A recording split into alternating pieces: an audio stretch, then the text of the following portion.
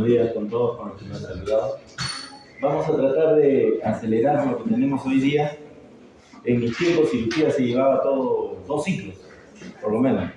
Ahora se lleva un ciclo y de ese ciclo hay que compartir la mitad y la cuarta parte. Entonces se ha concentrado todo en 3 o 4 clases, lo que implica todo un curso de cirugía. Entonces tratar de resumir eso es muy complicado para poder hacer una exposición. Así es que ustedes van a tener que ampliar estas cosas, porque si no sería imposible. Por ejemplo, hoy día habría casi como 5 temas en el transcurso de esta mañana, lo cual es imposible académicamente. Entonces vamos a tratar de acelerar lo más que podamos. Y en la primera fase ya ustedes, vamos a ver el primer estudio.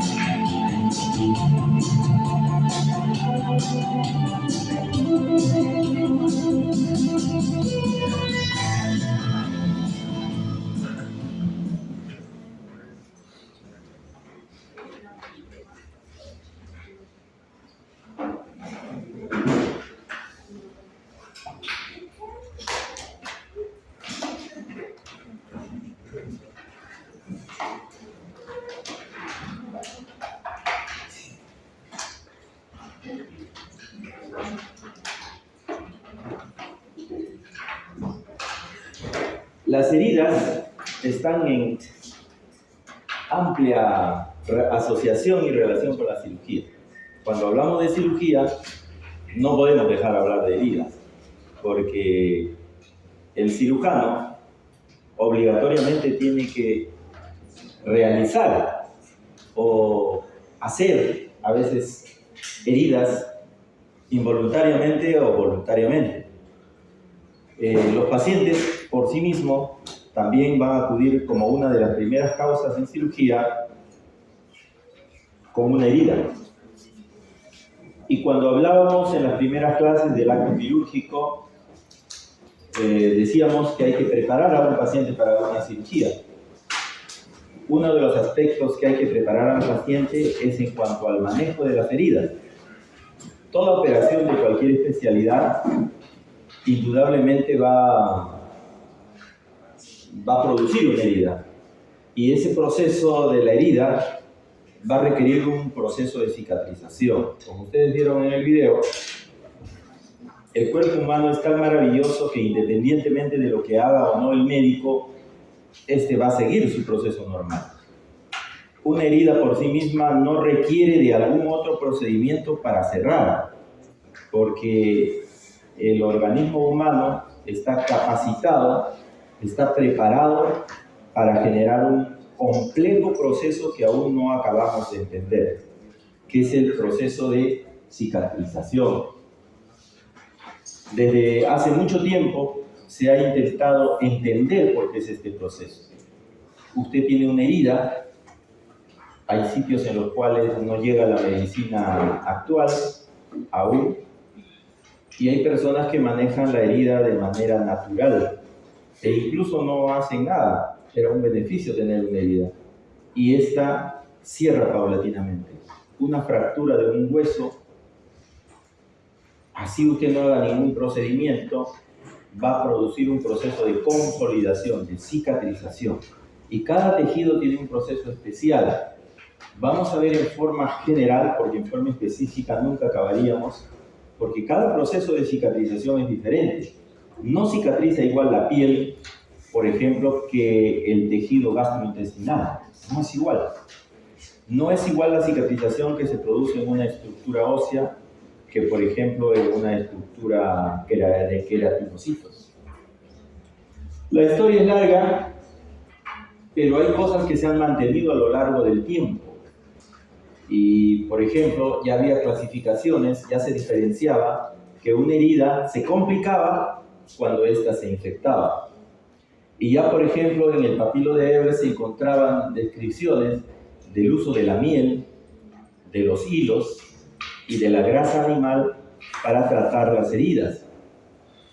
Algunos pudieron clasificar las heridas como aguda o crónica, clasificación que se mantiene hasta la actualidad.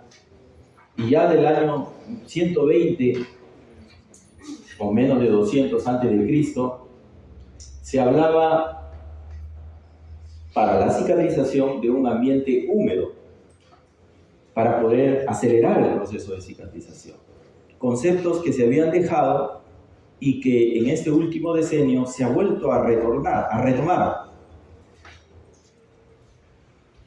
Por supuesto que una herida está en relación con la probabilidad de un proceso infeccioso, porque se abre una apertura a fuentes exógenas, sean microbios, sean restos de la naturaleza, y esto está en relación con varios conceptos que hay que manejar o que hay que revisar y que pueden ampliar ustedes.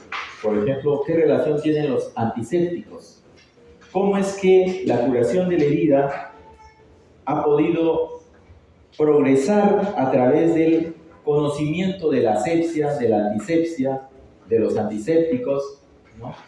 Como anteriormente las formas de curar tenían una manera, una técnica, y cómo esta técnica ha ido variando hasta la actualidad, hasta usar técnicas cerradas. Uno de los sistemas más afectados por las heridas es la piel. Es la más frecuente, es la más común, es la que nos recubre totalmente, ¿no? Casi 2 metros cuadrados de superficie de piel, ¿no? ¿Qué se define entonces por una herida? ¿Qué es una herida? Hay muchos conceptos, pero podríamos decir que es una lesión intencional, por ejemplo, cuando un cirujano intenta realizar un procedimiento quirúrgico, o puede ser accidental, cuando un paciente, a través de un traumatismo, presenta una herida. Esto hace de que se pierda la continuidad en cualquiera de los tejidos, en este caso, la piel, por ejemplo. Entonces el organismo, al igual como hablamos en los otros procesos anteriores, como la sepsis, el shock, se producen mecanismos bioquímicos, fisiológicos, naturales, cuyo objetivo es lograr el equilibrio de esa solución, de esa continuidad, hasta su proceso de cierre o retomar a la normalidad. No vamos a describir qué es la piel con todos sus componentes, ya ustedes lo saben, pero es importante conocerlos porque esos conceptos son trasladados a la técnica quirúrgica. Y cuando no se tienen los conceptos, entonces se hacen las formas mecánicas de la cirugía. El cirujano se vuelve lo que era antes, un barbero simplemente. Es decir, sutura la piel, pero no sabe qué está suturando, no sabe qué plano se está agarrando, no sabe qué estructuras no debe pasar. Y entonces todos podemos hacer cirugía, pero una cosa es la cirugía razonada y otra es la cirugía solamente como técnica pura. Entonces por eso es importante conocer la anatomía, la histología, las diferentes funciones que tiene la piel y cómo usted tiene que, de acuerdo a cada característica, cuando realice una sutura de la piel, tener en consideración cada una de estas. Por ejemplo, no sé, hace poco hemos visto a un niño que tenía una herida debajo de la lengua, había tenido una sección del frenillo de la lengua, se había seccionado, había ido a la emergencia y el concepto natural, si bien una herida, ¿cuál sería el sentido común de tratamiento. Volver a la normalidad, hay que suturarlo, ¿no? Eso es lo normal, y eso lo hicieron, lo vio el interno, el presidente, y dijo, hay que colocarle un punto de CADU. Entonces él colocó el punto de CADU para cerrar el frenillo. Pero no sabía por anatomía que ahí al costado drenaban las glándulas salivales. Y en el afán de colocar el punto, cerró la glándula. Hay que tener un conocimiento de la anatomía y de la histología. Una lesión cerca de la glándula lacrimal, si usted coloca un punto, cierra la glándula lacrimal. Entonces, si usted no conoce la histología y la anatomía básica de los elementos que va a tratar quirúrgicamente, puede cometer grandes errores. Este es un proceso de cómo las células, por ejemplo, van migrando y cómo se produce la cicatrización. Hay muchas formas de clasificar las heridas, ¿no? Por su profundidad, por el tiempo que dure una herida, por la forma, por la causa que lo produce, o de acuerdo a si está limpia, está contaminada, está infectada, ¿no? Entonces, por ejemplo, de acuerdo a su profundidad, podemos hablar de una erosión, una raspadura, cuando solo la primera capa se afecta, la capa muy superficial, o cuando esta capa profundiza a los planos más adentro, profundos, entonces hablaremos de una úlcera. Cuando hay, por ejemplo, compromiso de la epidermis y de la dermis, entonces hablaremos de una herida de espesor parcial. Cuando, por ejemplo, se destruye completamente toda la dermis, toda la capa completa, hablaremos de una herida de espesor total. Por el tiempo que pasen las heridas, pueden clasificarse en agudas o crónicas. Y pueden tener acá diversos cuestionamientos o conceptos diferentes. He querido resumir acá algunos de los más frecuentes y en los cuales nos vamos a basar para motivos de la clase, ¿no? Por ejemplo, algunos decían, ahí está el autor, Litter, que si una herida después de más o menos 2 a 4 semanas, o sea, casi un mes, no ha presentado una reducción de casi el 50%, eso debería llamarse una úlcera crónica, ¿no? Tiempo promedio un mes, reducción de casi el 50%, 20 a 40 dice. Hay un concepto muy generalizado, que si una herida no cicatriza, o sea, no se cura completamente en 6 semanas, entonces debe considerarse una úlcera crónica, promedio mes y medio, mes y medio. Y si ustedes leen el libro de texto de cirugía, por ejemplo en Schwartz, establece que una herida no debiera llamarse como úlcera crónica si es que no tiene menos de 3 meses. Entonces, resumimos que las úlceras crónicas tienen un promedio entre 1 a 3 meses. Si una herida no cicatriza más de ese tiempo, podemos hablar de una úlcera crónica. Por supuesto, este es un concepto no tan exacto, porque el proceso de cicatrización no termina en un mes ni termina en 3 meses, como vamos a ver después.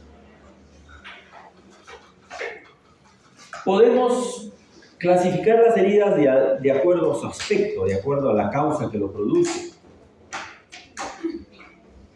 Y estos conceptos son importantes porque son trasladados cuando usted hace una historia clínica, cuando quiere describir una herida para fines médico-legales, cuando usted tiene que hacer un informe médico del caso del paciente. Entonces es importante saber estos conceptos.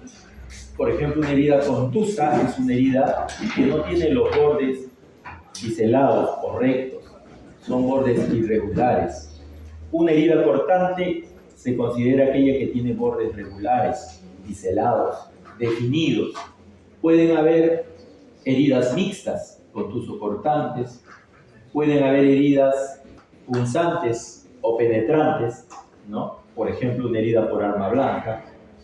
Puede haber un aplastamiento de algún segmento corporal y entonces estaríamos hablando de una aflicción. O, por ejemplo, puede haber un arrancamiento de una parte de un segmento anatómico y entonces hablamos de una abulsión. O puede haber una herida a colgajo, cuando esta herida es tangencialmente cortada o lacerada y queda una zona expuesta de la base, o solo fija a la base. Entonces ahí tenemos diferentes tipos de heridas, contusas, cortantes, ¿no?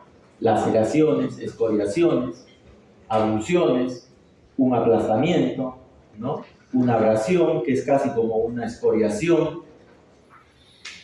Podemos también clasificar a las heridas de acuerdo a su grado de contaminación o grado de infección, si lo queremos llamar. Entonces, en ese caso clasificamos a las heridas en 4 tipos. Una herida limpia contaminada, una herida contaminada y una herida sucia. Hablamos de una herida limpia cuando no hay un proceso de inflamación propiamente dicho ni infeccioso. No estamos ingresando a ninguna cavidad que tiene contacto con el exterior, ¿no? Y estas heridas por lo general tienden a no infectarse o la probabilidad de infección es menor. Hay un 5% de probabilidades de que se infecte. Por ejemplo, un paciente que va a ir a una cirugía de hernias, vamos a tener que hacer una incisión, pero hemos preparado el campo. Hemos limpiado, hemos hecho asepsia, hemos hecho antisepsia y hacemos una incisión sobre esa herida y luego la cerramos. Hablamos de una herida limpia. Una herida limpia contaminada son aquellas en las cuales se puede ingresar a cavidades donde hay gérmenes. Ingresamos a una cavidad en la cual nosotros vamos a controlar la contaminación. Por ejemplo, cuando operamos un apéndice no complicado, una apendicitis aguda no complicada, hablamos de una herida limpia contaminada. Tratamos de proteger. Vamos a entrar a la cavidad intestinal, pero hemos protegido. O hacemos una cirugía, por ejemplo, un tumor de intestino delgado, y vamos a hacer una resección. Nos preparamos al paciente, manejamos todas las técnicas de antisepsia, resecamos el tumor, cuidando de que las secreciones no se expongan al exterior y las cerramos. Esas heridas que, por ejemplo, están abiertas y tienen menos de 4 a 6 horas. He puesto 4, pero algunos consideran 6 horas. Por ejemplo, se cae una persona y se hace un corte y acude a la emergencia a la hora o a las 2 horas. Esas heridas se llaman limpias contaminadas. Esas heridas tienen posibilidad de infección al doble de las primeras. La probabilidad de que esas heridas se infecten son de un 10% más. Luego tenemos las heridas contaminadas. Son heridas que han tenido contaminación por material extraño. Ha ocurrido un accidente, no ha habido normas de asepsia, han tenido que entrar, por ejemplo, a una cirugía de emergencia porque ha habido un traumatismo por arma blanca con lesión hepática, por ejemplo. Hay inflamación, pero no hay una infección franca. Hablamos de heridas que tienen más de 4 o 6 horas de tiempo. Esas heridas ya se consideran heridas contaminadas. Entonces, la probabilidad de infección de acá se eleva entre un 10 a un 15%. Las primeras 5%, la segunda 5 a 10%, la tercera entre un 10 a 15%. Y por último, las heridas sucias. Son las heridas traumáticas que tienen mayor de 4 a 6 horas, donde hay tejido desvitalizado, tejido muerto, tejido necrótico, donde uno va a cortar y hay alta contaminación. Por ejemplo, una cirugía de traumatismo de colon, donde está contaminado, lleno de gérmenes. Heridas crónicas que ya de por sí están infectadas, abscesos. Esas heridas tienen la probabilidad de infectarse más del 25%, entre un 25 a un 50%. Por ejemplo, ingresar a operar una apendicitis aguda necrosada o abscedada de más de 24 horas. Entonces, son formas de clasificar a las heridas. Una última forma de cicatrización es por el tipo de cicatrización que se produce. Y hablamos de cicatrización por primera intención, por segunda intención y por tercera intención. La cicatrización por primera intención son aquellas heridas limpias o heridas contaminadas, en las cuales el médico o el cirujano va a proceder a su sutura en forma inmediata, ¿no? Una herida de una operación. Un paciente que viene a la emergencia con una herida de menos de 4 horas, lo suturamos. Estamos hablando de un cierre o una herida cerrada en primera intención. Una herida por cierre de segunda intención es una herida que nosotros consideramos que está contaminada o está sucia. Tiene más de 4 a 6 horas. Hay mucho riesgo de contaminación, 20 a 30%. Yo les sugeriría que si tienen que hacer alguna otra cosa, tienen toda la libertad de salir, con todo el respeto que se merecen ustedes y me merezco yo. Si tienen alguna actividad extra que hacer, les rogaría que se retiren de la clase, hacen su actividad y cuando terminen regresan. ¿Ya? ¿Sí? Para aprovechar el tiempo, porque si no, no puedo avanzar.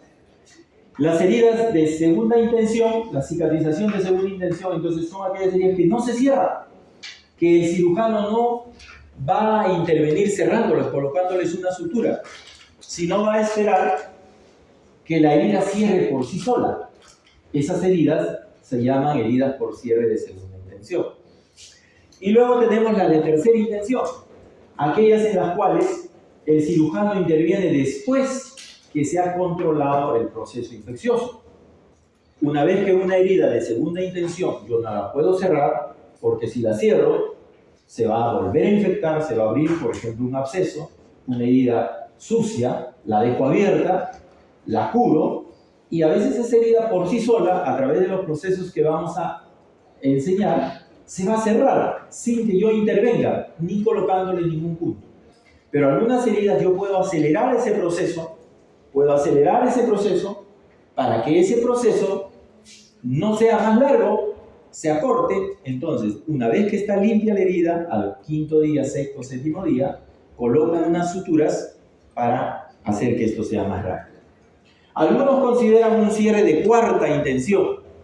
Las heridas de cuarta intención son aquellas heridas o úlceras que no puedo manejarlas con una sutura inmediata de primera intención.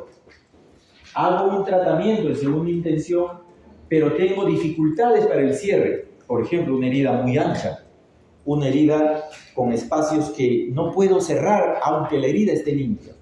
En esos casos tengo que aplicar, por ejemplo, un injerto de piel. Colocar un pedazo de piel sobre esa herida o hacer un colgajo rotatorio para que pueda la herida cerrar. Entonces algunos clasifican ese tipo como un cierre de cuarta intención. Este proceso de cicatrización tiene varias formas de poder entenderlo. Esta es una de las maneras. Ustedes pueden encontrar clasificación de 4, clasificación de 3, ¿no?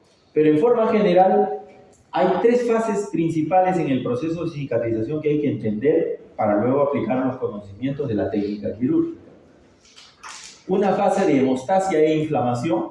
Algunos autores la dividen esa primera en 2 partes, fase hemostática y fase inflamatoria. Una fase proliferativa y una fase de maduración o remodelación. La primera es corta, 24 a 72 horas, variable, algunos pueden asumir hasta el 5.º, 7.º día, de acuerdo a cada autor o de acuerdo a cada estudio, pero menos de una semana. La fase proliferativa, que dura más o menos alrededor de 2 semanas, acá hemos puesto entre 4 a 12 días, ¿no? Y una fase de maduración o remodelación pasando las 2 semanas, 3 semanas, que puede prolongarse hasta 1 año o 2 años. Una herida no cicatriza porque usted ya cerró y quitó los puntos. El proceso cicatrizal permanece en su tercera fase. Por supuesto que esto es una clasificación teórica. Estos procesos no es que son independientes, como vamos a ver, sino son procesos mixtos que se van a producir a veces simultáneamente en sus fases más cercanas. Este proceso de inflamación o fase proliferativa o fase de maduración, como ustedes van a ver, tienen fases en las cuales coinciden, son mixtas, ¿no? Como van a ver ahí, tienen periodos en los cuales coinciden ambos. Se está dando simultáneamente un proceso de inflamación y proliferación. Un proceso de proliferación y de maduración, ¿no? E intervienen en este proceso elementos celulares y elementos humorales. Dentro de los elementos celulares vamos a encontrar a los linfocitos, los fibroblastos, los macrófagos, los neutrófilos. Dentro de los tejidos o los elementos bioquímicos vamos a considerar a la fibronectina, los colágenos como el colágeno 1, el colágeno 3, y vamos a ver cómo la cantidad y el tiempo en que ellos aparecen es diferente. Así, por ejemplo, los primeros que aparecen, como ustedes ven en el cuadro, son los neutrófilos. En segundo lugar están los macrófagos. En tercer lugar aparecen los fibroblastos y después los linfocitos. Por supuesto, hay periodos en los cuales coinciden, pero ese es el proceso habitual en que se presentan las células en un proceso de cicatrización. Por ejemplo, los tejidos o los tejidos bioquímicos, aparece primero, por ejemplo, la fibronectina. Después aparece el colágeno 3. Y luego aparece recién la remodelación del colágeno, que es el colágeno tipo 1. Estos tejidos, a lo largo de este tiempo, van a producir diversos elementos bioquímicos que tienen que revisar. He traído solo el resumen. Desde que se produce una herida y cómo hay elementos que, así como hablamos en las anteriores clases sobre la sepsis y el shock, va a haber receptores dentro de las células, si es que es la piel, los queratinocitos, que establecen que se ha producido o envían señales que se ha producido una herida, para que empiece todo el proceso de cicatrización que estamos viendo. Lo primero que se forma, por supuesto, en cualquier herida, es el famoso tapón de plaquetas. Las plaquetas son los primeros que intervienen tratando de coagular, de mantener en su lugar el sitio en el cual se ha producido el traumatismo. Esa agregación plaquetaria va a producir un fenómeno de desencadenar toda la cascada de hemostasia que ustedes conocen. Se van a producir coágulos de fibrina que intentan sellar temporalmente y evitar que haya una hemorragia, que haya una pérdida de la sangre. Pero simultáneamente, estas plaquetas van a estimular para que se produzca también la otra fase, que es la fase humoral, donde se produce una degranulación, un estímulo de enzimas, como por ejemplo los gránulos alfa, con una serie de elementos bioquímicos, algunos de los cuales, por supuesto, no son todos, estamos colocando en este lado. Un factor de crecimiento derivado de plaquetas, un factor transformador de crecimiento, un activador de plaquetas, fibronectina, serotonina y una serie de elementos bioquímicos. Estos van a hacer que estimulen la migración de las células que hablamos anteriormente en sus diferentes fases, polimorfonucleares, neutrófilos, monocitos, y van a migrar a la zona donde se ha producido la herida. Es por eso que el concepto que se tenía antes de utilizar antisépticos en la herida ha ido cambiando, porque como vamos a ver después, los antisépticos lo que van a producir es el daño a las células que están migrando para producir el proceso de cicatrización. Los primeros son los polimorfonucleares. Ellos están entre los 2 primeros días y tienen una serie de funciones que cada día se van descubriendo más. Cómo estos polimorfonucleares producen la migración de otras células, liberan prostaglandinas, sustancias quimiotácticas, interleuquinas, factores de crecimiento, y van a tratar de eliminar en su primera fase los elementos que están produciendo daño o impiden el proceso de cicatrización de la herida. Los neutrófilos van a producir la fagocitosis de bacterias que incluye dentro del traumatismo de una herida. Van a haber elementos que tienen que ser desechados, se van a producir citoquinas, van a producir una limitación del proceso infeccioso si es que está, si por ejemplo hay bacterias, Entonces los neutrófilos, si bien es cierto, van a impedir que se formen el colágeno antes de tiempo. Entonces lo que van a hacer es producir una lisis, más bien al contrario de una cicatrización, impiden la cicatrización, porque lo que están tratando es de limpiar la herida, de hacer que la herida tenga menor probabilidad de infección. Es por eso que hay factores neutrófilos que retrasan el cierre de la herida. Los macrófagos vienen después, y en este proceso de limpieza de la herida o de una debridación bioquímica van a producir, por supuesto, dentro de las otras funciones que estamos viendo ahí, ¿no?, una eliminación, producir fagocitosis, incluso de las bacterias y también de las sustancias de desecho o elementos o células eliminadas. Hay muchos factores que son estimulados por los macrófagos, ¿no? Como por ejemplo estimula la angiogénesis, el inicio de la proliferación o del proceso proliferativo, que es la segunda fase. Cómo van preparando la zona de la herida para que se produzca el depósito del colágeno. Estos macrófagos cumplen una función muy importante junto con los linfocitos T. Los linfocitos T son los que van a estimular prácticamente el funcionamiento de todo este sistema humoral. Entonces, resumiendo, diríamos que hay una primera fase que está compuesta de una fase hemostática y de una fase inflamatoria. Esta fase hemostática lo que define es tratar de contener la hemorragia, el sangrado, limitar la lesión y tratar de evitar que ésta se infecte, que ésta retenga cuerpos extraños que impidan una cicatrización normal. La segunda fase, que empieza antes de que termine la primera, recuerden que se cruza, es la fase proliferativa.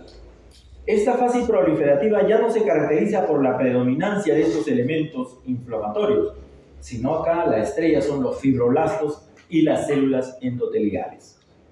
Los fibroblastos y el endotelio son aquellos que van a producir otra vez una serie de sustancias, especialmente quimiotácticas, que van a preparar el campo para que empiece a depositarse las sustancias que vienen después, que vienen a sellar prácticamente la herida, como son el colágeno. Estos fibroblastos van a ser como una especie de matriz, como una especie de esqueleto que van a tener que formar dentro de la herida. Por supuesto que la fase inflamatoria continúa, porque constantemente están trabajando estas células de la fase inflamatoria. Los fibroblastos van a encargarse de sintetizar o van a ayudar a que el colágeno pueda depositarse sobre una matriz, sobre un esqueleto. Hay muchos mediadores que se producen para esta fase proliferativa, como por ejemplo el factor de crecimiento, la elastina, el ácido hialurónico y las fibras de colágeno, empezando por la fibra de colágeno 3. De ahí que los productos de belleza actúen en esta fase, ¿no? Recetando colágeno, recetando ácido hialurónico y una serie de preparados basados en esta fase de la herida.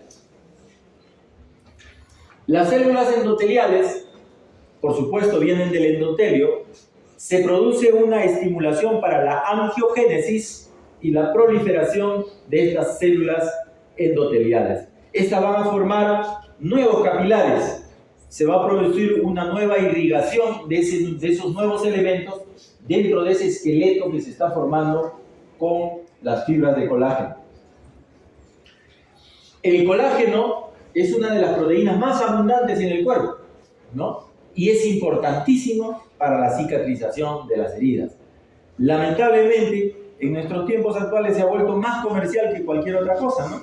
Se vende más colágeno que otra cosa, pero sin entender la bioquímica de la misma. Saber que el colágeno es una proteína, un conjunto de aminoácidos. Y entonces no tiene sentido a veces que uno aplique colágeno sobre una cosa externa cuando estos se van a destruir o tome colágeno. Entonces, este colágeno va a depositarse sobre esta matriz. Va a hacer que esta matriz empiece, este esqueleto que estaba vacío, pueda llenarse de tejido de colágeno. Hay muchos tipos de colágeno. Hay como 18 tipos de colágeno, pero lo más importante para la cicatrización son el tipo 1 y el tipo 3. Este proceso de síntesis de colágeno, solamente el proceso de síntesis de colágeno, bioquímicamente es complejo. ¿Cómo se viene a formar esto? Recuerden que es una proteína y tiene relación con aminoácidos. ¿Cómo es que se van a formar a través del ADN y el RNA los diferentes estímulos hasta formar las fibras de colágeno, que son tiras especiales bioquímicas helicoidales y que se van a depositar en esta zona? Cuando esto falla, esto puede irse al otro lado y vamos a ver, por ejemplo, que cuando hay demasiada producción de colágeno se pueden producir cicatrices hipertróficas, por ejemplo. Este colágeno va a ser depositado y se van a formar fibras que se van a entrelazar con el exoesqueleto y de esa manera van a ir formando o construyendo el nuevo tejido que estamos viendo, ¿no? Entonces, el colágeno está depositado en diferentes partes del cuerpo. Todo nuestro cuerpo tiene colágeno, ¿no? Y acá podemos nosotros ver cuáles son las diferentes formas o los diferentes tipos de colágeno, ¿no? Y en dónde hay más, dónde hay menos. Hay otras proteínas, como el proteoglucano, que son importantes. Algunos le llaman a todo este conglomerado de sustancias que se van a formar como la sustancia fundamental. Estas proteínas, estos polisacáridos, van a formar una especie de mezcla de sustancia pegajosa que se va a adherir en la herida. Se van a unir en los dos y van a tratar de conformar o rellenar ese espacio que está vacío, ¿no? Este proceso va a continuar, pero tiene que limitarse. Si este proceso continúa, estaríamos ante una neoplasia. Si este proceso no se frena, estaríamos ante una cicatriz hipertrófica, estaríamos ante una cicatriz patológica. Entonces, ¿cómo es que el organismo sabe que hasta ahí nomás debe producir y que no debe avanzar más allá del límite que se le ha establecido? Una cicatriz no es la misma en todos los pacientes. El paciente está muy preocupado por su cicatriz cuando se va a operar. ¿Qué tamaño me va a hacer la incisión, doctor? ¿Cómo voy a quedar después? Y entonces el proceso de cicatrización nos ayuda a entender, a preparar que esa herida no vaya a irse al extremo. Este proceso que hemos visto va a continuar en la tercera fase, que es la fase de maduración y remodelación. Si hay un exceso de colágenos o de estímulo para la producción de colágeno, se van a producir sustancias que inhiben la producción o la alta producción de estas fibras de colágeno. Se va a producir un elemento que es la elastina, que le va a dar a la herida esa elasticidad.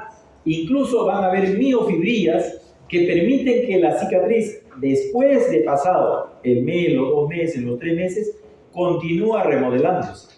Es por eso que nunca se puede decir a un paciente apresuradamente que la cicatrización se realizó a los 7 o 10 días. Recién esté empezando la cicatrización. La cicatrización va a tener que pasar por ese proceso de remodelación. Y una cicatriz al inicio, ustedes la van a ver de color amarilla, después la van a ver de color morado, y paulatinamente va a ir cambiando su color, porque al inicio están proliferando los neovasos. Entonces ustedes dicen, qué fea esta cicatriz, me está quedando muy mal, doctor. Pero no es que le va a quedar así. Esa es una fase de la cicatrización.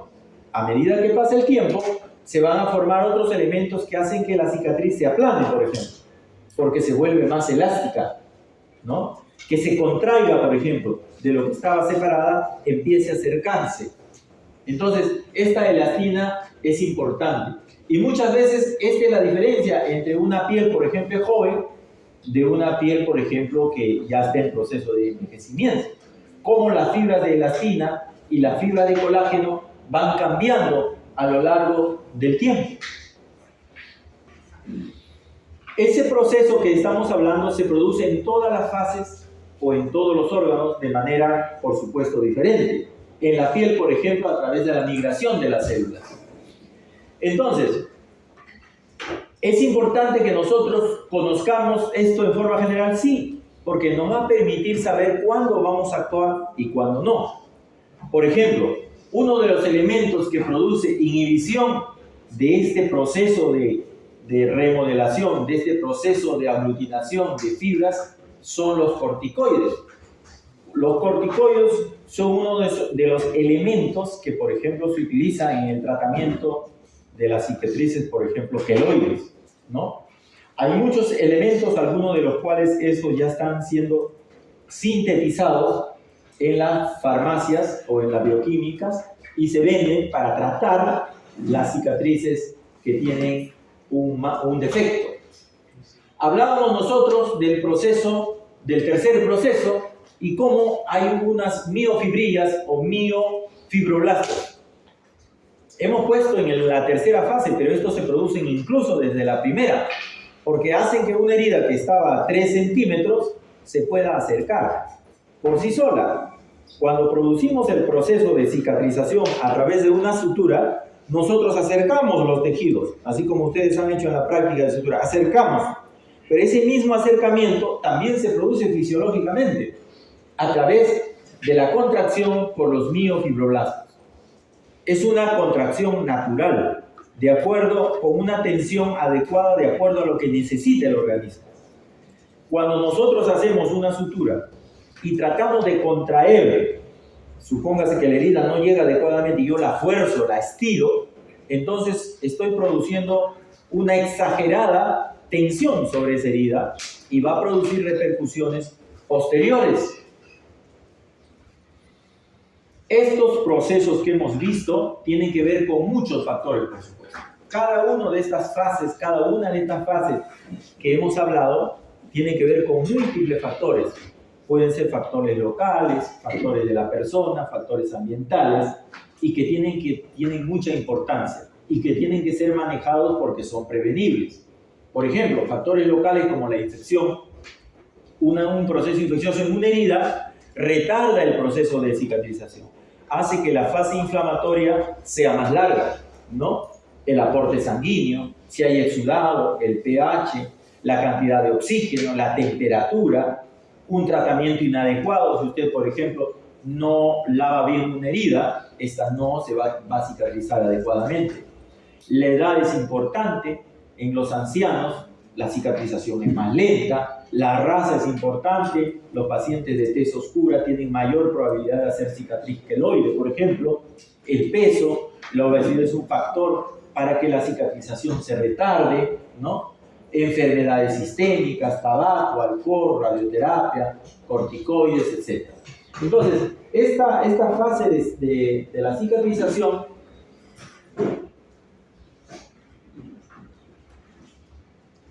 vamos a continuar con la segunda parte rápidamente para avanzar. No vamos a descansar acá, porque si no, no acabamos.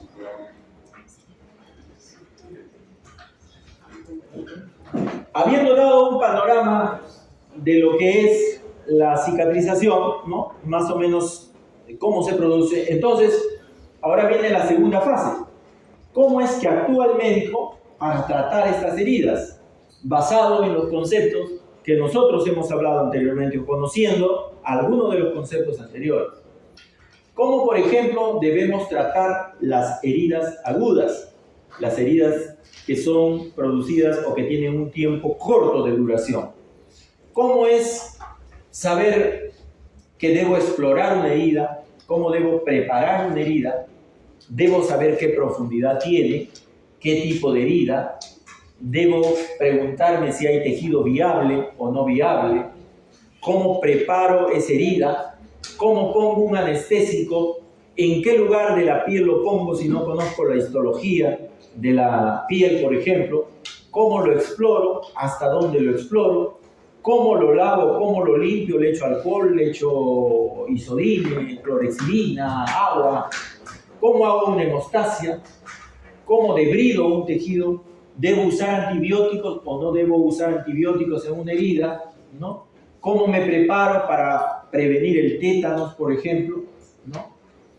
¿Cómo puedo yo aproximar o acelerar ese proceso de contracción natural en las heridas? ¿Cómo puedo yo acelerarlo a través de una sutura? ¿Qué capas debo suturar? ¿Qué capas superficiales puedo unir? ¿Cómo hago el seguimiento? ¿Cuánto tiempo debe tener una sutura? ¿Cuándo ordeno que deben retirar los puntos? Acá, por ejemplo, he puesto 4 días en cara, 7 días en otras zonas. Entonces, en las heridas agudas hay un proceso de cuidado especial. Y ahora en esta segunda parte vamos a hablar acerca de eso. Debe haber, como toda enfermedad, una anamnesis dirigida, una exploración, una preparación, una aproximación, y ese es el nombre, aproximación, y un seguimiento. Por supuesto, en la anamnesis, cuando usted tiene una herida, al igual que cualquier patología, usted tiene que preguntar cómo se produjo la herida, para poder mentalmente clasificar si está ante una herida aguda o una herida crónica. No es igual un paciente que venga con una herida por corte, por un vidrio, que un paciente diabético que venga con una úlcera en el dedo primero del pie derecho. Es diferente. Ambas son heridas, pero tienen una clasificación diferente. Por lo tanto, tendrán un tratamiento diferente. Si es que la herida fue traumática, es importante que conozcamos las características del accidente. El tiempo que ocurrió, porque yo voy a poder clasificar si la herida es limpia, si la herida es contaminada, si la herida, por ejemplo, es una herida aguda o es una herida crónica, si la herida es sucia, si tiene más de 4 a 6 horas y tiene alto riesgo de contaminación o no. Yo tengo que preguntar el tiempo de evolución, pero tengo que conocer los conceptos previos, porque si no, de nada me sirve preguntar. ¿Cómo interpreto lo que estoy preguntando? ¿Qué tratamientos ha recibido? ¿Qué antecedentes tiene para poder registrar si hay factores que van a influir en el proceso de cicatrización de estas heridas? En segundo lugar, después de tener una anamnesis completa de la herida, tengo que ir a la fase de exploración. En la fase de exploración, yo ya tengo que clasificar el tipo de herida que tiene, qué profundidad tiene esa herida antes de decidir un tratamiento, si está sangrando profusamente, si está afectado un vaso, una vena, una arteria, qué tanto se ha extendido esa herida o se va a extender, por ejemplo, a través de un hematoma, y qué tan viable es si yo lo afronto. No tiene sentido, por ejemplo, suturar un tejido que tiene 8 horas de herida, que tiene cambios en la coloración, que no tiene vascularidad, prácticamente está necrótico, no tendría ningún sentido suturar una herida de ese tipo. En tercer lugar, la preparación. En esta preparación es cómo es que nosotros vamos a poder, antes de realizar la sutura que hemos practicado, cómo nosotros vamos a tener ciertos conceptos que nos van a permitir, de alguna manera, tener éxito en la evolución de esta herida. Una limpieza alrededor, una posición adecuada. Es importante saber si es niño, si es adulto. No es igual suturar a un niño que, por ejemplo, suturar a un adulto. Usted le dice quédese quieto y él se va a quedar quieto. El niño mira la anestesia y salta y sale corriendo. Entonces, hay que preparar al paciente, de acuerdo, por supuesto, a las características. Hay que colocarlo en una posición adecuada. No siempre la posición que tiene la herida es la misma. A veces estamos tratando de suturar en una posición inadecuada. El cirujano o el médico que va a hacer la sutura tiene que colocar al paciente en una posición que le permita, a través de su destreza quirúrgica, colocar la sutura adecuada como practicada. Hay que colocar una anestesia. El dolor es una de las cosas más ingratas para el ser humano. Y la anestesia es un gran avance que ha permitido que nosotros podamos hacer estos procedimientos, pero sin dolor. Entonces, si nosotros podemos evitarle el dolor a un paciente, eso es uno de nuestros objetivos. ¿Cómo hacer un proceso de hemostasia cuando una herida está sangrando? y cómo hacer un proceso de debridación cuando una herida, por ejemplo, está sucia o contaminada o necrótica. El proceso de aproximación o de acercamiento, hemos dicho que este proceso puede ser natural por la misma herida o nosotros podemos acelerarlo a través de un acercamiento. Normalmente, una herida, de acuerdo al tipo de la herida, puede ser una sutura simple, como hemos aprendido, o de repente es una herida profunda que requiere suturar planos profundos. Tenemos que decidir, después de haber hecho la evaluación completa, si vamos a hacer un cierre de primera intención, un cierre de segunda intención o un cierre de tercera intención. Tenemos que planear qué tipo de puntos vamos a poner en esa herida. Tenemos que definir qué puntos vamos a hacer. ¿Qué puntos, qué sutura vamos a usar en ese momento? ¿No? Si voy a usar una sutura permanente, una sutura temporal, qué tejido es el que voy a suturar, si voy a colocar un drenaje o no voy a colocar un drenaje en una herida profunda, por ejemplo. Y el quinto paso, que es el seguimiento. No se termina una herida cuando se ha suturado. Ese es el inicio de un camino largo que va a producir en el paciente, y recuerden que puede durar hasta años, ¿no? Pero ese tratamiento tengo que definirlo cuando atiendo al paciente. Este paciente se quedará hospitalizado, se quedará en observación, puede ir a la casa y manejarlo ambulatoriamente. Debo prevenir algunas cosas, por ejemplo, vacunación antitetánica, vacunación antirrábica si es una herida por mordedura de CAR. ¿Cuándo vamos a retirar los afrontes? ¿Qué complicaciones puede tener y que tengo que decirle al paciente esta complicación puede haber? ¿Y cuál es la probabilidad de la cicatriz que se va a formar? Vamos a hablar algo acerca de la anestesia. Cuando viene una herida y uno lo que primero hace es tratar de limpiar la herida porque la herida está sucia. Hay muchas formas de hacerlo, pero lo recomendable o lo que recomendamos nosotros es que el proceso de anestesia intervenga antes de la limpieza. Todos hemos tenido la experiencia de tener de repente alguna herida y no es pues nada grato que usted venga a la herida e inmediatamente le realicen el proceso de limpieza cuando está todo sensible. Entonces lo más recomendable es que cuando se tiene una herida, recomendamos que antes de la limpieza se coloque la anestesia.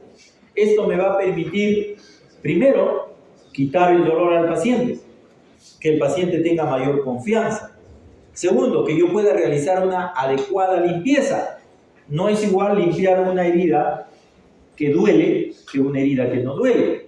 Muchas de las heridas son curadas por el médico tratante tratando de evitar el dolor. Y al tratar de evitar el dolor, realizan una mala curación. Es por eso que los cirujanos antiguos, que no usaban anestesia, curaban enérgicamente, independientemente del dolor del paciente. Y había un rito, un dogma, digamos, cirujano que no hace doler al paciente no es buen cirujano. Cuando te curan una herida y no te duele, no es buena curación. Pero no es necesario que duela. Si usted anestesia adecuadamente la herida, puede hacer una muy buena limpieza. Este mecanismo de anestesia, por lo general, es ambulatorio, pero puede llegar incluso hasta la anestesia general. Por ejemplo, un niño puede tener una herida pequeña, pero usted no va a poder suturarlo si es que no tiene el manejo adecuado anestésico. Colocar anestesia local a un adulto es fácil, colocar anestesia local a un niño es difícil. Entonces, dependiendo del centro donde se encuentre, tendrá que usar el tipo de anestesia. En centros donde es fácil manejar con el anestesiólogo, de preferencia es mejor sedar a un niño, ¿no? Usar anestesia general por sedación. Eso permite de que el niño no entre en traumas, porque esto traumatiza a los pequeños cuando se va a realizar una sutura. En un adulto no, pero si se trata de una herida extensa, ¿no?, en determinada parte del organismo, puede requerir, por ejemplo, que se ponga anestesia general. Pero por lo general son infiltraciones de tipo local o de tipo troncular, donde se bloquean los nervios, sea terminales o los cordones que dan la inervación en determinado extrema a través de la anestesia local. Esta anestesia local, como ustedes están viendo seguramente en la parte anestésica, previene la entrada de sodio. Entonces, va a disminuir la velocidad de ascenso, ¿no? Y la amplitud de la polarización para que se produzca la sensibilidad y va a bloquear de esa manera el impulso nervioso que lleva a la percepción del dolor. Estos troncos nerviosos van a estar localizados o va a tener que localizar el que anestesia para poder bloquearlos e impedir de esa manera que se produzca la sensación de dolor. Así, cuando tiene usted una herida en un dedo, bloqueará pues la base del dedo donde se encuentran las fibras o los paquetes nerviosos. Se pueden utilizar múltiples anestésicos. Los más recomendados o los que más se usan son la lidocaína, ¿no? Que puede ser usado con adrenalina, sin adrenalina, y la bupivacaína, ¿no? Que tienen mayor duración, por ejemplo, que la lidocaína. Estos anestésicos actúan, por ejemplo, la lidocaína inmediatamente, ¿no? En segundos, en minutos, ya está actuando, ya está bloqueando, y hay la sensación de anestesia para que usted pueda trabajar tranquilamente. Si quiere que esto se prolongue más tiempo, se puede adicionar a la lidocaína adrenalina. Al hacerlo con adrenalina, hacemos que esta anestesia dure más, ¿no? Normalmente puede durar 30 minutos, una hora, podemos prolongarlo 1 o 2 horas. Cuando infiltramos con bupivacaína, esta dura un poco más que la otra. Acá tenemos algunos conceptos acerca de la lidocaína y la bupivacaína, cómo es que actúa rápidamente en minutos, cómo la bupivacaína demora más en actuar, pero dura más, se prolonga más el tiempo de duración de la anestesia. En cambio, la lidocaína dura menos, ¿no? Podemos usarlo con adrenalina, pero tener cuidado en las zonas terminales como la punta de los dedos, la punta de la nariz, la zona peniana, ¿no? Tener cuidado porque puede producir necrosis si usted coloca con adrenalina. Dedos, puntas, pabellón auricular, puede producir necrosis si usted coloca el anestésico con adrenalina. Siempre hay que mirar la presentación del anestésico, ¿no? Los que usan más adrenalina son los odontólogos, tener cuidado con el uso de adrenalina. ¿Hay efectos colaterales? Sí, por supuesto, los anestésicos pueden tener una serie de efectos colaterales cuando se infiltran. Por eso hay una técnica de infiltración. Acá tenemos algunos de ellos, de los cuales hemos dicho la forma más frecuente que encontramos en Perú es la lidocaína al 2%. En otros países hay al 1%. Doctor, la levobupivacaína, no sé. Sí, hay muchas. Acá he puesto algunas nada más. He puesto algunas de las tantas. Hay incluso anestésicos locales, ¿no? Incluso el tópico que pueden usarse. Hay anestésico para los ojos, en forma de gotas, etc. Estos son algunos. El más frecuente, el que ustedes van a tener que usar es la lidocaína al 2%, es la que tienen que conocer al revés y al derecho. Incluso la bupivacaína está en los hospitales, pero no está al alcance de la mayoría. Generalmente lo usan los anestesiólogos, están dentro de la sala de operaciones. La que está al alcance general en cualquier momento es la lidocaína al 2%, ¿no? Esa es la más frecuente. Y recordar acá, como hemos visto, que esta dosis es más o menos 1 a 2 miligramos por kilo. Máximo 5 miligramos por kilo.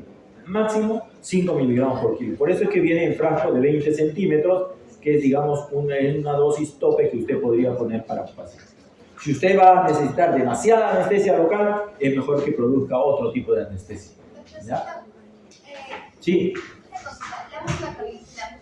La bupivacaína, ¿en qué contextos podríamos usarla, por ejemplo? Por ejemplo, cuando usted quiera utilizar, por ejemplo, usted nota que es una herida grande, que va a demorar mucho más tiempo, que va a ser una plastía, o por ejemplo, en los pacientes que tienen heridas, lo usamos en los hospitales, los pacientes que tienen heridas post-colecistectomía, por ejemplo, o postoperatorias, y yo quiero que mantenga la analgesia para no darle analgesia. Entonces, al terminar la operación, coloco bupivacaína diluida en los sitios donde se ha producido la herida.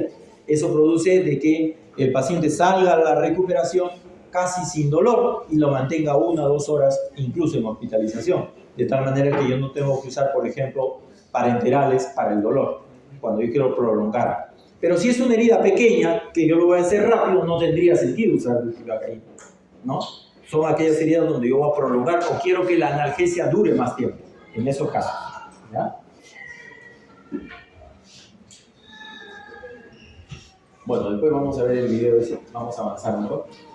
Por ejemplo, yo tengo que bloquear algunos troncos nerviosos. Uno de los más frecuentes son las extremidades, ¿no? Por ejemplo, los dedos. Cuando tengo que hacer una onicectomía, tengo que suturar un corte en uno de los dedos, etc., puedo usar el bloqueo. Es decir, en el dedo voy a encontrar los nervios, un anterior, un posterior, en la base del dedo.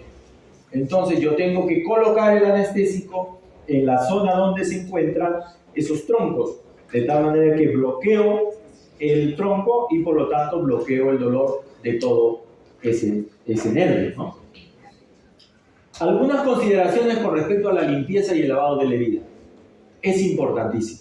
Una de las cosas más importantes no es suturar una herida, es lavar y limpiar bien la herida.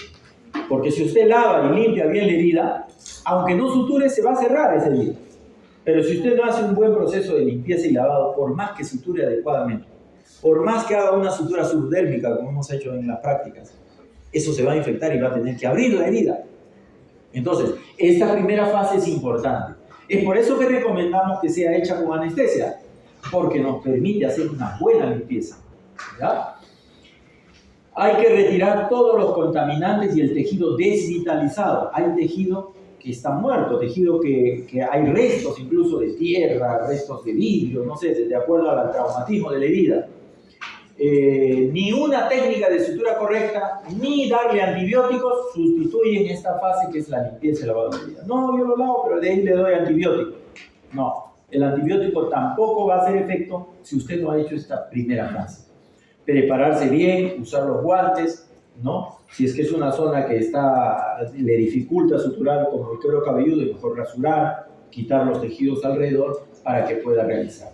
Hay que retirar la mayor cantidad de material extraño que podamos ver. Si hay restos que nosotros consideramos, podemos solicitar incluso una radiografía, ¿ya? ¿Cómo hacemos el lavado? Lo mejor es lavar con suero salino o con agua destilada. Es importante ejercer un chorro de presión o un efecto mecánico con la gasa húmeda y líquido que fluye. Es la mejor forma. No con el uso de antisépticos. Los antisépticos pueden usarse alrededor de la herida para no contaminar la herida más de lo que ya viene de por sí contaminada. Pero no es buena práctica usar antisépticos dentro de la herida. Y si es necesario que los use porque es una herida sucia, por ejemplo, se tiene que usar, pero se tiene que limpiar después. Se tiene que lavar después. Lo importante es lavar. Y se dice que se debe conseguir una presión de 5 a 7 y que una jeringa de 20 centímetros con una aguja 18 y usted incide sobre la herida a presión desde afuera, está ejerciendo una adecuada presión como para no traumatizar los tejidos y eliminar lo más que puede la zona sucia de la herida. Puede usar gasas húmedas y limpiar enérgicamente. Si sangra la herida, no se preocupe, debe sangrar. Si es que es un sangrado, obviamente, de una arteria, tiene que controlarlo, como vamos a ver después. Pero por lo general, le permite a usted hacer una buena limpieza. Hace una limpieza alrededor de las heridas, donde puede usar, si usted quiere, antiséptico, o colocar un campo estéril, como vamos a ver después. Hay muchas sustancias que puede usar para la zona de prevención o de las zonas alrededor de la herida, o si es una herida sucia y usted considera que, por ejemplo, debe usar alguna de estas sustancias antisépticas.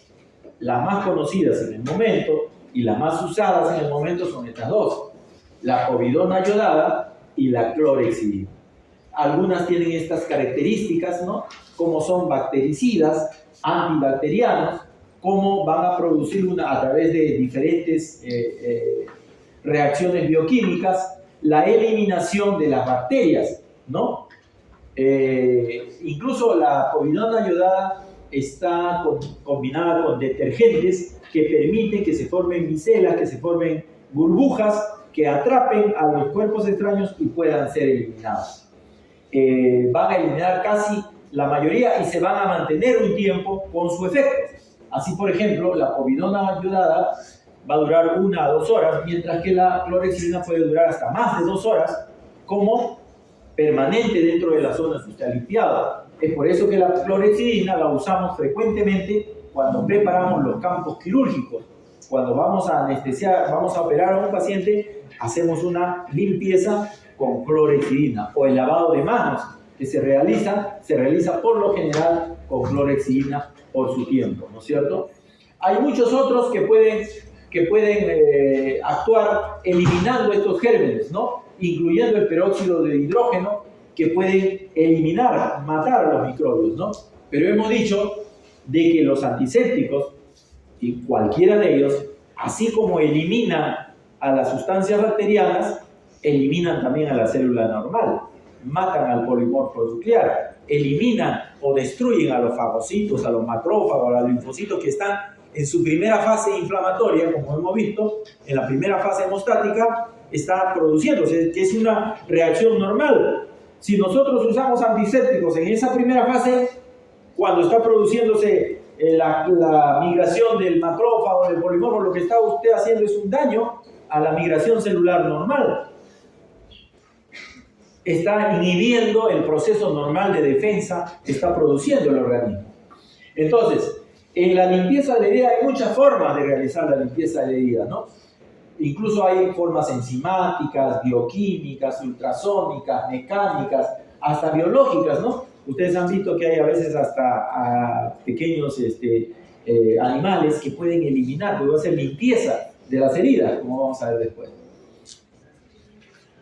Hemos visto nosotros en la primera fase cómo es que se produce un cierre, cómo es que la herida desde que empieza hasta que termina afrontada, en forma natural o a través de una sutura. Para nosotros hacer la segunda fase, es decir, el acercamiento, una vez que hemos limpiado la herida, hemos lavado la herida, tenemos que hacer el proceso de acercamiento. Puede ser natural o puede ser instrumental. Es natural cuando yo veo que es una abrasión, es una laceración, no requiere colocar un acercamiento. ¿Cómo voy a acercar? Entonces termina solamente en la fase de limpieza y seguimiento del paciente. Pero hay heridas que han comprometido ciertos planos y que permiten que yo intervenga a través de una sutura, a través de un acercamiento. Hay diferentes formas de hacerlo. Una de las formas es la que ustedes han practicado la semana pasada en la práctica de sutura. Pero esto tiene que ver con alguna de las técnicas que debieron conocer antes de hacer la práctica, ¿no? Y que, bueno, vamos a hacer un recuento para que puedan corregirse de repente. La forma correcta de agarrar un portaagujas, por ejemplo, para realizar una sutura o una curación.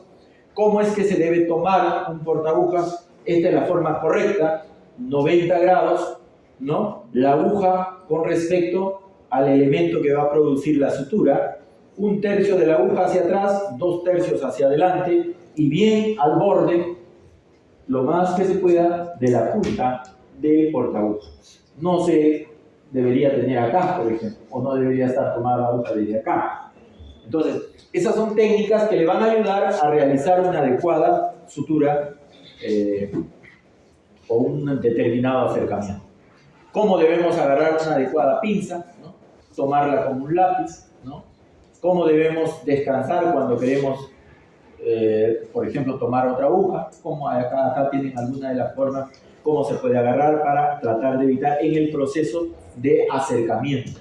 Igualmente, cómo se toma una tijera de mayo para cortar tejidos o una tijera recta o curva, cómo se toma el bisturí, cómo debemos agarrarlo, cómo debemos hacer el corte cuando tenemos que hacer.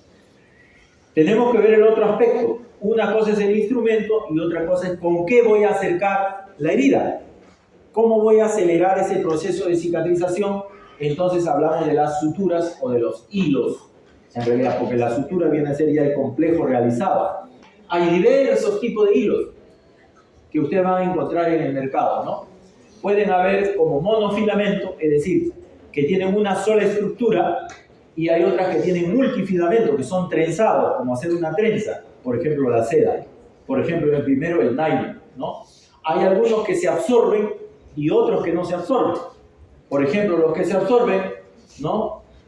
Nos permiten dejarlo y no tenemos que retirar el punto, porque se va a absorber por el organismo. el cadmicrómico, el cadmio simple, los que son de acción muy corta, 7 días, máximo 21 días, o el polipropilene, los bicril, que generalmente duran 3 meses, pero son absorbibles. Y los no absorbibles, aquellos que no se van a reabsorber y que de repente requieren que yo lo retire, es importante porque estos no van a producir reacción inflamatoria como por ejemplo los absorbibles o como por ejemplo los multifilamentos. Hay algunos que son orgánicos, otros que son sintéticos, por ejemplo la seda o por ejemplo los sintéticos como la poliglactina, ¿no? ¿Por qué hay que conocer esto? Porque cada uno tiene ventajas y desventajas. ¿Cuándo aplicar uno? ¿Cuándo aplicar otro? ¿No? Y por último, ¿cómo voy a hacer este acercamiento teniendo el instrumental, teniendo el hilo? Y por último, ¿qué forma voy a usar en la herida tal o cual? Hemos aprendido que hay diferentes formas de suturar una herida, desde un punto simple, acercar, un punto cruzado, un punto surgier cruzado, un punto surgier simple, un punto intradérmico cuando queremos hacer una sutura invisible. Son diferentes formas que podemos nosotros acercar la herida, pero no son los únicos. No son los únicos. Hay diferentes modos de suturar o de afrontar o de acercar, porque la idea es acercar. Acercar significa que yo le doy a la herida, no necesariamente tengo que ajustarla profundamente porque hemos dicho que va a migrar, que hay contracción de la herida y por sí sola se va a acercar. Entonces, han aparecido, por ejemplo, las suturas con los acercamientos con cianoacrilato, pegamentos, ¿no? Cuando tenemos heridas rectas, heridas pequeñas, su uso más frecuente en niños, no tengo que suturar. Coloco un pegamento biológico, el cianoacrilato, y eso actúa con fuerzas para que permita el proceso, por lo menos la primera fase, 7 a 10 días de cicatrización. Hay bandas elásticas que puedo producir acercamiento a través de unas cintillas preparadas especialmente para esto. Hay suturas mecánicas, ¿no? Grapas, ¿no? La idea es evitar la tensión tisular, no hacer demasiada tensión tisular. Hay que suturar por planos, a veces son heridas muy profundas que de repente tendrán que ser suturadas diferente. Hay unas sustancias que acá todavía no las tenemos, en algunos sitios ya están en práctica, que se infiltran directamente y calman las hemorragias, ya no las hemorragias, especialmente los vasos, ¿ya? Y por último, dentro del seguimiento de las heridas están los tratamientos complementarios, ¿no? ¿Cuándo debo usar antibióticos? ¿Cuándo debo usar vacuna antitetánica? ¿Cuándo debo usar vacuna antirrábica? ¿Debo poner apósitos? ¿Qué tipo de apósitos? ¿Pongo gasa? ¿No pongo gasa? ¿Pongo gasa húmeda o no pongo gasa húmeda? Este es el manejo de las vacunas. ¿Cómo es que yo tengo que colocar? Ahí ustedes saben que hay una campaña del tétanos que se permanece hasta ahora, esos protocolos. No vemos tétanos, ustedes probablemente no lo vayan a ver. Los que hemos tenido la oportunidad de ver el tétano, la enfermedad del tétano es terrible y es por eso que hubo una campaña, ¿no?, con la vacuna antitetánica. Prácticamente todos nos vacunamos de esto y estamos protegidos si hemos cumplido con nuestra DPT completa. 2 meses, 4 meses, 6 meses, una dosis de refuerzo, en total 5 dosis, ¿no? Su promedio de duración, 5 a 10 años, más o menos, 10 años, y hay que hacer un refuerzo después, ¿no? Entonces, ¿por qué es importante esto? Porque si yo tengo una herida que es sucia, entonces tengo alta posibilidad de que puedan tener las esporas del tétano.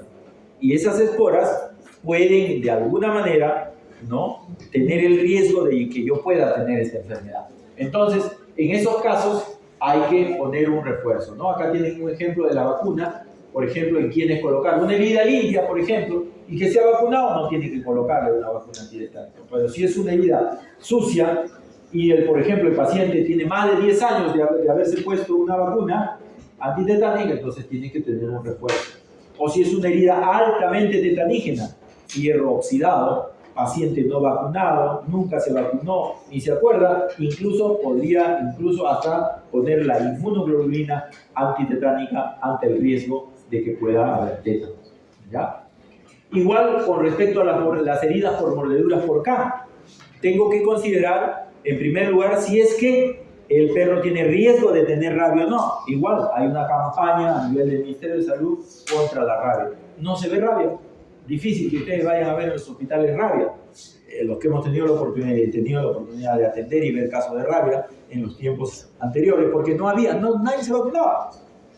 Ahora no, hay una campaña general que también se está dejando de lado ya, porque no van a haber rabia. ¿Para qué me voy a vacunar si no hay rabia? Aparte que las vacunas contra la rabia a veces son 10, 12, 14 dosis que tienen que colocarle, aunque dependiendo del tipo de vacuna, por supuesto, como vamos a ver. Pero lo cierto es que las heridas por mordedura de can o de cualquier mamífero son heridas que se consideran contaminadas y sucias.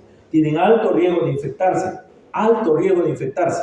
Entonces, cuando tienen una de esos tipos de heridas, no recomendamos. Esa es la razón por la cual no se recomienda suturar una herida por mordedura de can o de cualquier animal, porque su riesgo de infección es alto cuando es una herida profunda. Entonces es mejor cerrarla por segunda o tercera intención.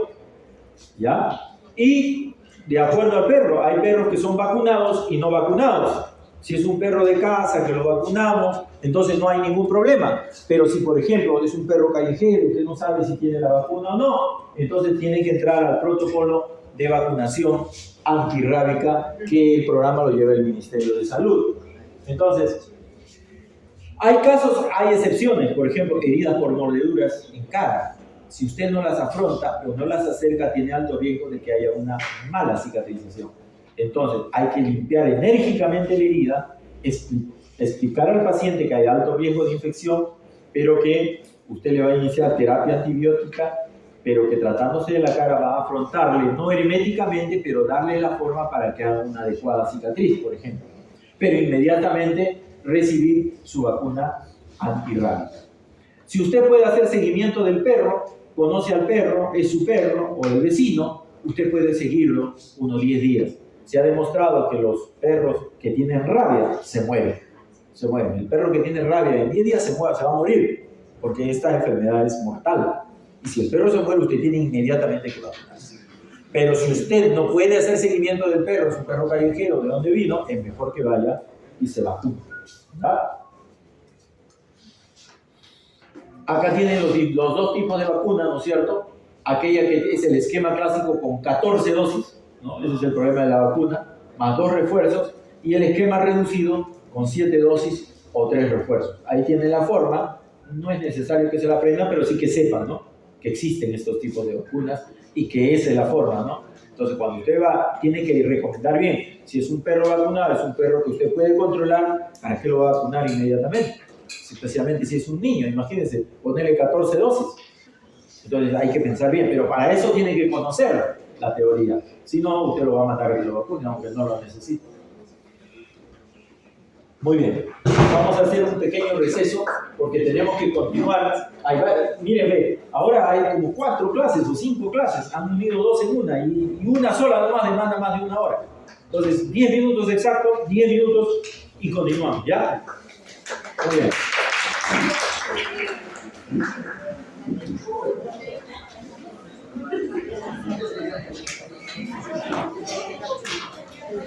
Yes.